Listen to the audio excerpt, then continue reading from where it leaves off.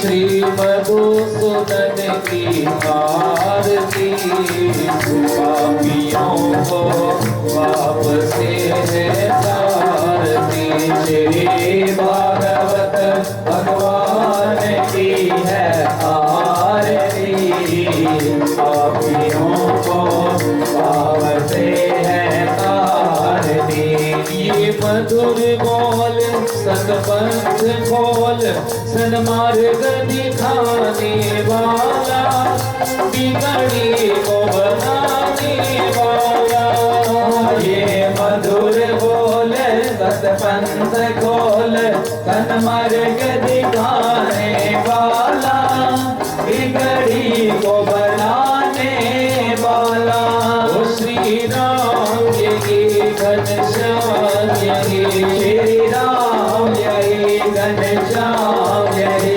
गुरुदेव यही महादेव यही गुरुदेव यही महादेव यही ये प्रभु की महिमा की आरती पापियों को पाप से है तारती श्री भागवत भगवान की है आरती पापियों को पाप से है तारती ओ पापियों को पाप से है तारती पापियों को पाप से है तारती। बोलिए श्रीमद् भागवत महापुराण की जय। श्री सुखदेव जी महाराज की जय। श्री वेद व्यास जी महाराज की जय। युग जोड़ी सरकार की जय। गौ माता की जय। सत्य सनातन धर्म की जय। बोली लखदाता पीर जी महाराज की जय। श्री श्यामलाल जी महाराज की जय। बोलिए श्री इंद्रपाल जी महाराज की जय। साचे दरबार की जय। जय जय श्री राधे जय जय श्री राधे हर हर महादेव।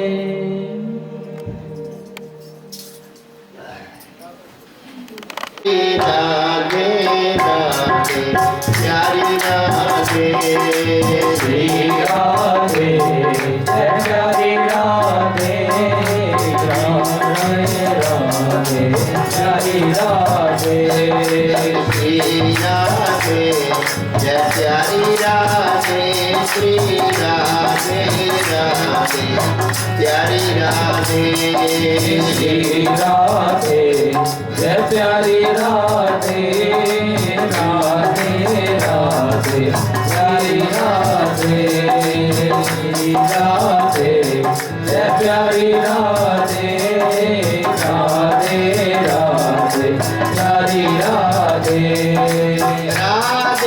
राधे जय प्यारी राधे राधे राधे जय प्यारी राधे राधे राधे जय प्यारी राधे श्री राधे राधे प्यारी राधे श्री राधे राधे प्यारी राधे श्री राधे जय प्यारी राधे श्री राधे राधे प्यारी राधे श्री राधे जय प्यारी राधे श्री राधे राधे प्यारी राधे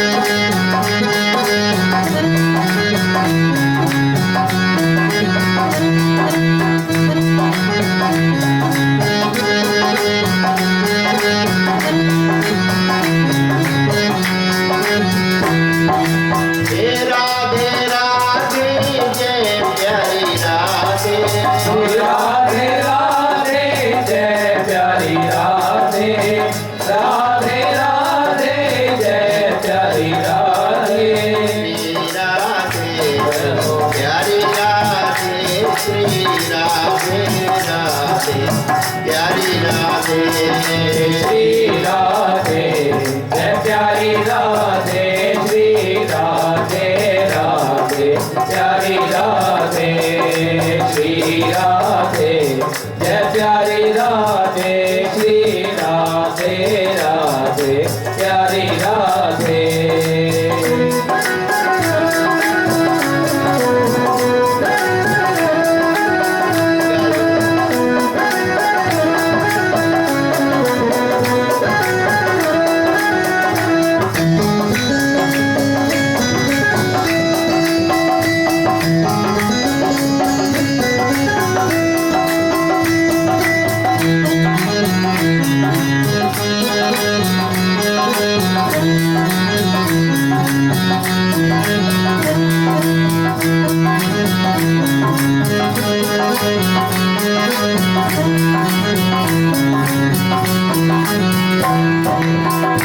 अपने प्यार से दीदार का आनंद बख्श दे, अपने प्यार के दीदार का आनंद बख्श दे। अपने प्यार से दीदार का आनंद बख्श दे, अपने प्यार के दीदार का आनंद बख्श दे। अपने प्यार के दीदार का आनंद बख्श दे। जिको संग तो बचा ले सत्संग बख्श दे, जिको संग तो बचा ले सत्संग बख्श दे। जिको संग तो बचा ले सत्संग बख्श दे। जिको संग तो बचा ले सत्संग बख्श दे।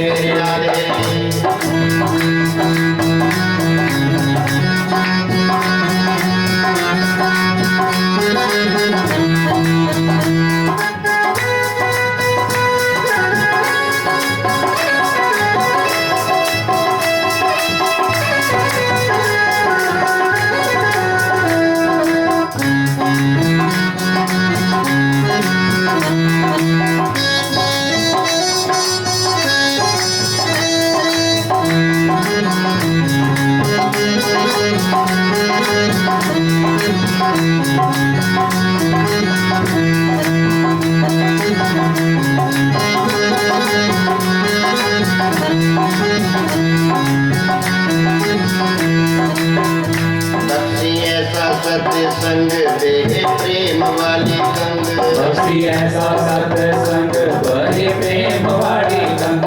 बख्शी ऐसा सत्संग दे प्रेम वाली कंग, बख्शी ऐसा सत्संग बड़े प्रेम वाली कंग। मोता लालिए न संग ये आनंद बख्श दे, मोता लालिए संग ये आनंद बख्श दे। मोता लालिए संग ये आनंद बख्श दे।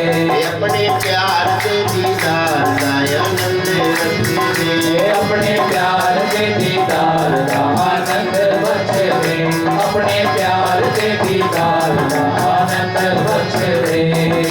संग तो बचा ले सत्संग बख्श दे, जिको संग तो बचा ले सत्संग बख्श दे। जिको संग तो बचा ले सत्संग बख्श दे।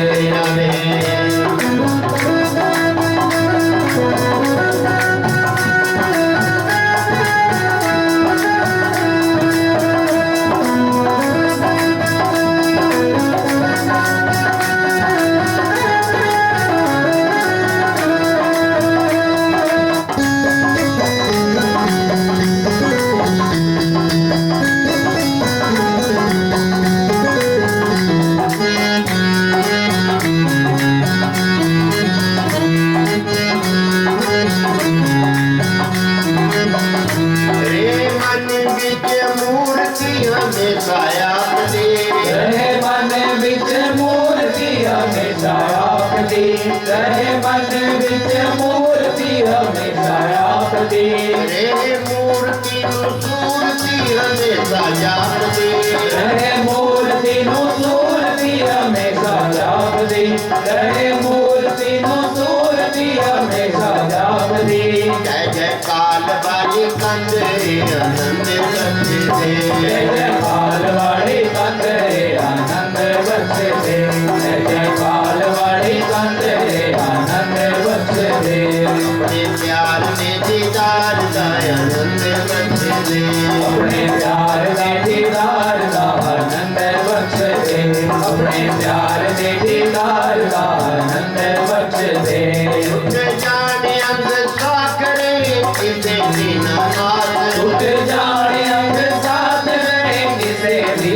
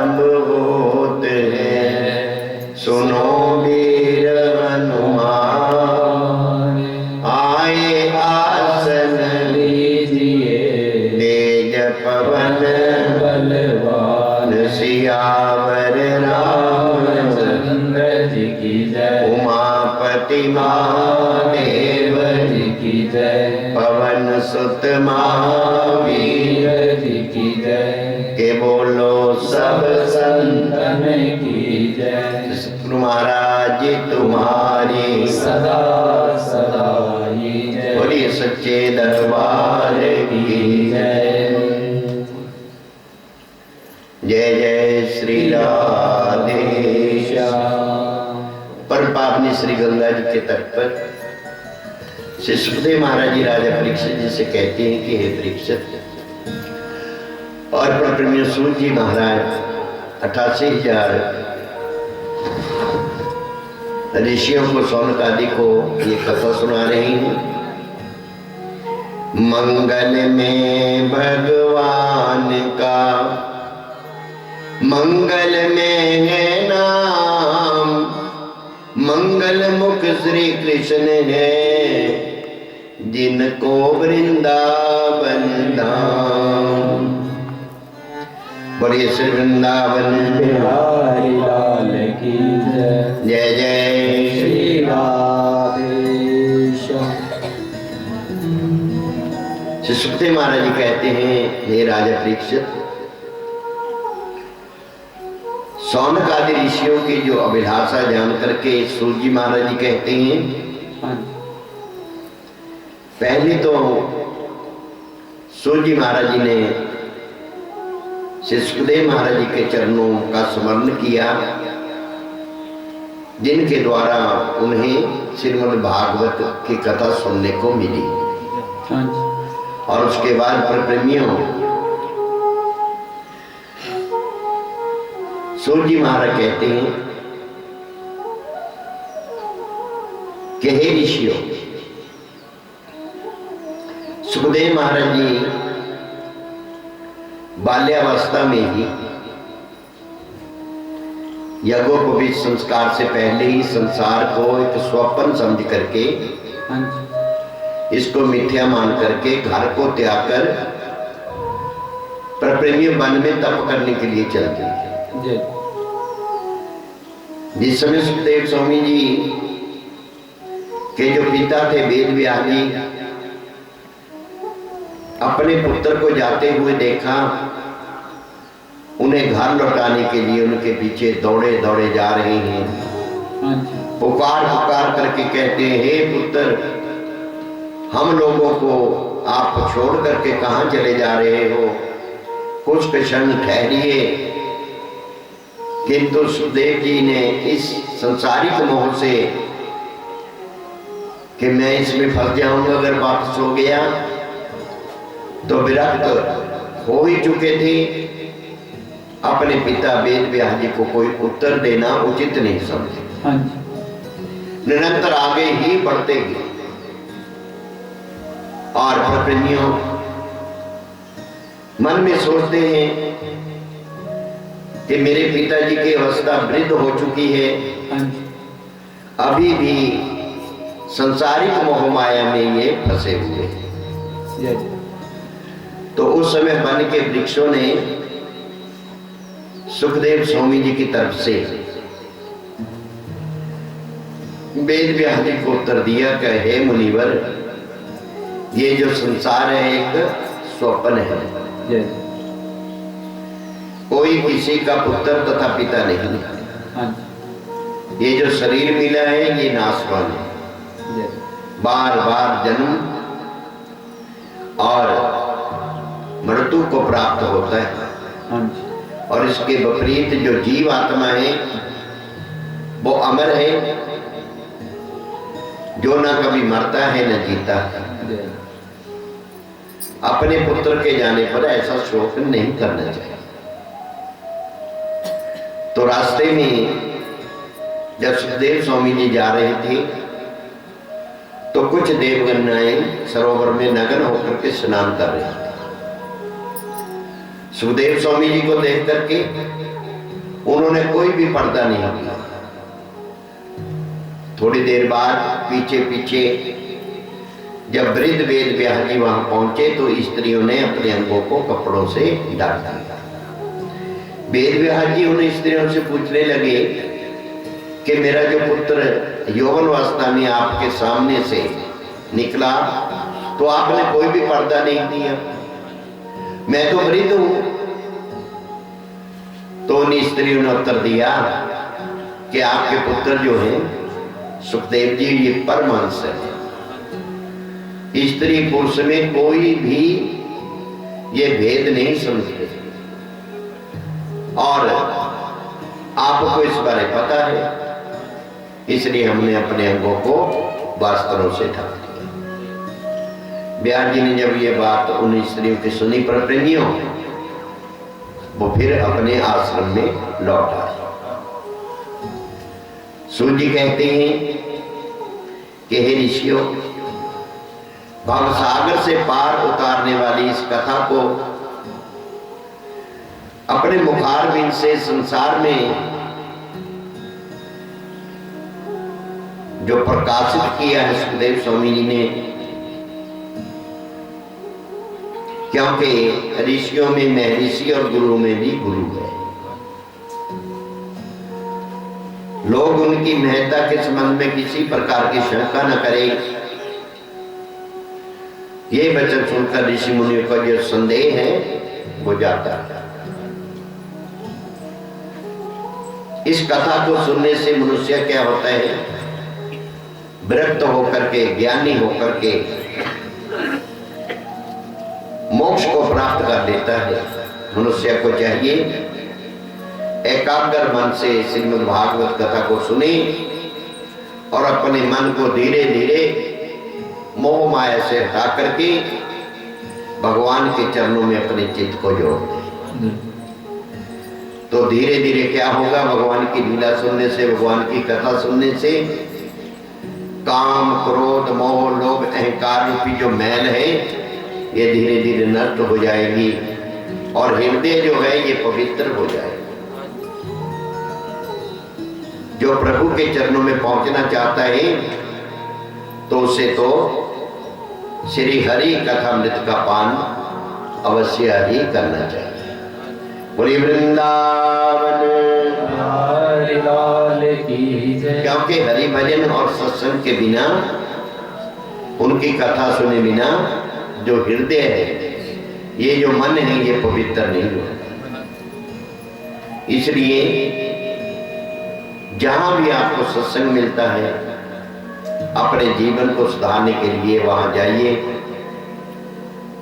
कम कर्म नहीं आने जिले कम करता, फिर लख ते 84 जमदा लंघ जा जन्म मरण दी कंध बंदिया, कर ले संतां दा सतसंग। सतसंग विच जाना भी जरूरी काम है, सोने श्याम नूं मनाना भी जरूरी काम है। इन्ने कम्मां विचों ये भी कम कर बंदिया, कर ले संतां दा सतसंग। पढ़ पढ़ के किताबां उन्हें ठप दित्तियां जिन्हें संतां दियां संगतां कीती। उन्हें कर लिया जन्म सफल बंदिया, कर ले संतां दा सतसंग। गुरु जाहर विच सतगुर बसदा। जाहर जो सामने, गुरु जाहर विच ओ सतगुर बसदा, तैनू ढंग मिलन दा ओ दसदा। बार बार कर ले उन्हां दा सतसंग बंदिया और लंघ जा जन्म मरण दी कंध। बोले वृंदावन हरि लाल की जय। जय जय श्री राम। इस संसार में भगवान ने, जिसको निराकार कहते हैं, साकार रूप में आकर के प्रप्रेमियों भगवान का पहला अवतार हुआ है। प्रथम अवतार श्री हरि का सनक सनंदन सनातन और संत कुमार के रूप। उन्होंने सदा ही ब्रह्मचर्य का पालन किया है और सदा ही 5 वर्ष के बने। और प्रेमियों, दूसरा अवतार भगवान का हुआ बराह। उस अवतार में भगवान ने जो जल में डूबी हुई पृथ्वी माता थी उसको क्या इस जल के ऊपर स्थापित किया, पताल से निकाल करके लाए। हाँ जी। तीसरा अवतार यज्ञ पुरुष हुआ। भगवान ने उसमें राजाओं को यज्ञ करने की विधि बतलाई। जय जय। चौथा अवतार भगवान का हयग्रीव का हुआ। पूरा शरीर भगवान का मनुष्य का था, जो मुख था वो घोड़े का था। हाँ जी। उसमें भगवान ने क्या किया कि ब्रह्मा जी को वेदों का पाठ पढ़ाया। जय। पांचवा अवतार भगवान को हुआ नर नारायण के रूप में। जय। संसारी प्राणियों को तपस्या का रास्ता बतलाया। हाँ जी। और बद्री केदारनाथ में बैठ करके नर नारायण जी के रूप में उन्होंने तपस्या की। जय जय। छठा अवतार श्री हरि का कपिल मुनि के रूप में हुआ, तो उनमें उस रूप में आकर के भगवान ने अपनी माता को संख्या योग का ज्ञान उपदेश दिया। जय। सातवां अवतार अत्रि मुनि जी के हुआ, दत्तात्रेय जी के रूप। हाँ जी। राजा अलर्क व भक्त प्रहलाद को वेदों की उन्होंने शिक्षा दी, दत्तात्रेय जैसे। आठवां अवतार भगवान का ऋषिदेव जी के रूप में हुआ। जय। वो इंद्र की पुत्री चित्र देवी के गर्भ से। हाँ जी। उन्होंने फिर जड़ चर्चा का मार्ग बतलाया। जय। उनके ही पुत्र हुए आगे जयदेव, हाँ जी। जिन्होंने संसार में जैन धर्म का प्रचार किया, जैन धर्म की रचना। जय। नौवां अवतार पृथ्वी जी के रूप में हुआ। उसमें आकर के उन्होंने क्या किया, राजा वेणु का जो शरीर मथन किया था, हाँ जी। उसी से उनका पृथ्वी जी का अवतार हुआ था भगवान का। गो रूपधारी पृथ्वी को धो करके छिपी हुई जितने भी ये बीज थे, अनादि थे, इनको प्रकट कर। जय हो। दसवां अवतार महाराज जी का मत्स्य अवतार के रूप में। हाँ जी। सत्यव्रत को सप्त ऋषियों सहित ज्ञान का उपदेश दिया। हाँ जी। उन्हें अपनी माया दिखलाई।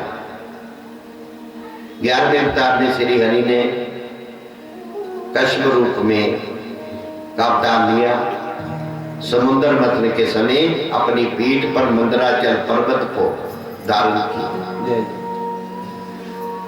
और 12वें अवतार में भगवान ने धन्वंतरी जी के रूप में अवतार लिया, जो अमृत कलश लेकर समुद्र से प्रकट हुए।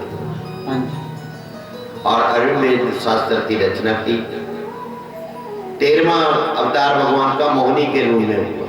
हाँ जी। इतना सुंदर रूप, दैत्य लोग उनके रूप को देख करके मोहित हो गए, और भगवान ने उनसे अमृत कलश प्राप्त करके उस अवतार में भगवान ने क्या किया, देवताओं को अमृत पिलाया। 14वां अवतार भगवान का नरसिंह जी के रूप में हुआ। हाँ जी। हिरण्यकश्यप को मार करके अपने भक्त प्रहलाद की रक्षा। जय हो। 15वां अवतार बावन रूप में हुआ। राजा बलि की परीक्षा ली, 3 पग पृथ्वी मांगकर। हाँ जी। 16वां अवतार हंसावतार हुआ। उसमें भगवान ने क्या किया, संत कुमार आदि को ज्ञान का उपदेश दिया। जय। 17वां अवतार नारद जी के रूप में हुआ। नारद जी ने फिर पंचरत्न वेद की रचना की। हाँ जी। और इसी वेद में समस्त धर्म का, वैष्णव धर्म का वर्णन है। जय। 18वां अवतार गजेंद्र को ग्राह के फंदे से छुड़ाया। हाँ जी। 19वां परशुराम जी का अवतार लेकर के लिया, और 21 बार क्षत्रियों को क्या है, मौत के घाट पर। हाँ जी। 20वां अवतार लिया भगवान ने प्रभु रामचंद्र जी के रूप में। जय। समुद्र का अहंकार नष्ट किया और रावण के अहंकार को नष्ट किया। जय। 21वां अवतार हुआ वेद व्यास जी के रूप में। हाँ जी। और पर प्रेमियों, उन्होंने सारे वेदों को, 4 वेद 6, 7, 18 पुराण को मत करके श्रीमद् भागवत की रचना की। जय हो। 22वां अवतार हुआ भगवान का कृष्ण अवतार। अधर्मी राजाओं को मारकर पृथ्वी का भार उतारा। श्री राम। 23वां अवतार महाराज जी का हुआ बुद्ध अवतार। हाँ जी। और उस अवतार में भगवान ने क्या लीला की कि शुक्राचार्य जी के कहने से दैत्य लोग यज्ञ कर रहे थे। हाँ जी। तो देवताओं ने प्रार्थना की कि महाराज अगर इन्होंने यज्ञ पूर्ण कर लिया ये स्वर्ग पे विजय प्राप्त कर लेंगे। जय। तो उस समय भगवान ने कैसा रूप बनाया, बुद्ध रूपधारी कैसा रूप बना करके आए। हाथ में एक चमर है और प्रप्रेमियों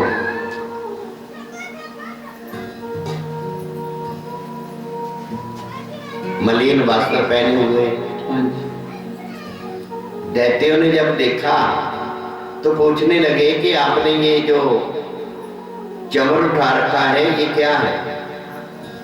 कहते मैंने ये इसलिए उठाया है कि जहां मैं बैठता हूं पहले उस जगह को साफ कर लेता हूं, जय।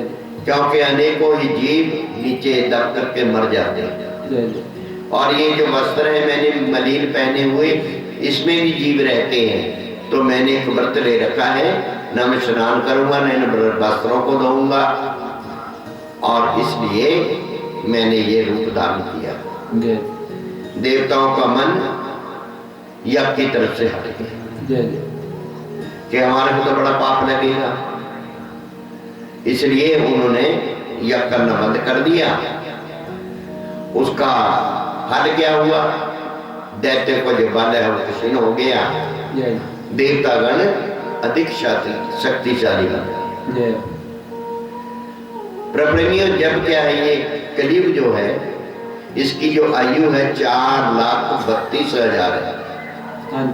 अभी तो 32,000 पड़े, 8-9 हजार वर्ष हुए कलयुग को आए हुए। तो प्रप्रेमियों इसी में ही आपको देखने के लिए क्या क्या मिल रहा है। हाँ जी। आगे ना जाने कैसा होगा, लेकिन जब ज्यादा ही कलयुग के अंदर पापी लोग अत्याचार करने शुरू कर देंगे तो उस समय स्वयं भगवान का जो 24वां अवतार हुआ कलियुग नाम से, हाँ जी। वे धर्म की वृद्धि करेंगे, अधर्मियों का विनाश करेंगे। जय। जितने भी भगवान के अवतार हुए तो कुछ अंशों से ही हुए, और प्रप्रेमियों लेकिन नारद जी के अंश से जो पैदा हुए हैं वो नारद जी के अवतारों की कोई गिनती नहीं। जय। भगवान की लीलाओं को, उनके चरित्रों को कौन जान सकता है, हाँ जी। कौन इसकी पहचान कर सकता है। जय। जो भगवान के अलावा किसी का भरोसा नहीं करता। हाँ जी। एक अपने भगवान के ऊपर भरोसा करता है वो इस भगवान की लीलाओं को जान सकता है। जय। इस तत्व को केवल तत्वज्ञानी ही जानते हैं, और इस संसार सागर से पार होने के लिए